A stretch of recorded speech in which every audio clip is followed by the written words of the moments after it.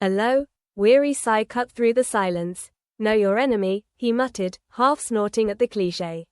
First rule of war, which is exactly why I'm keeping you right where you are. So it is a war, then, came the cool reply. Good. Robert was right about you. You're either dead inside or there's something seriously wrong with your brain.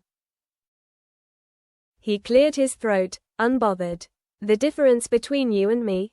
You're a blunt instrument. I'm trained for this. A pause. A smile that didn't reach the eyes. So, what's your plan? Go on, tell me all about it. Silence. I thought so, he added lightly. Busy, are you? Things to do, people to line up in your sights.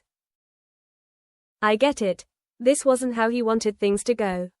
But someone else's petty revenge scheme had crossed his path, and now he intended to use that mistake to his full advantage. Not if I've got anything to do with your mum, the other shot back. Keep telling yourself that. Elsewhere, the official line was already being rehearsed. Everything pointed to poachers. That's what the evidence suggested, they said. Nothing more. Poachers, she repeated flatly. Right. So what? Did they think we were rabbits? The police insisted they had circulated full descriptions. Ports and airports were on alert. If her husband was out there, they would find him. And if he starts taking pot shots in the meantime, she snapped.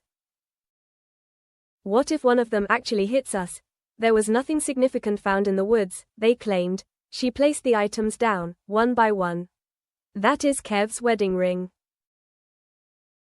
And that is a bullet. Is that significant enough for you? The officer hesitated. Without proof of intent or ownership, there was little they could act on. The ring had no inscription. It proved nothing. Thanks for the update, she said tightly. Appreciate it, especially at Christmas. The call ended. A waste of time. I know you're scared, someone said gently. Scared?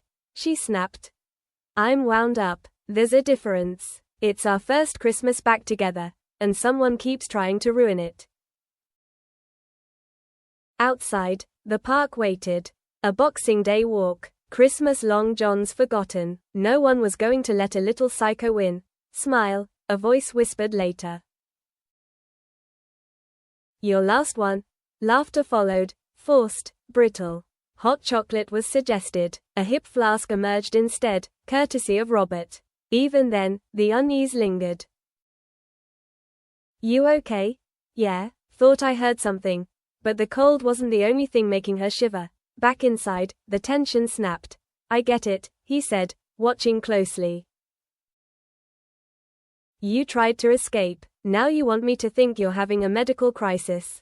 Clever. Too clever. Pills. Too low. Wrong move. Where are they? He demanded. Under your tongue. That's it.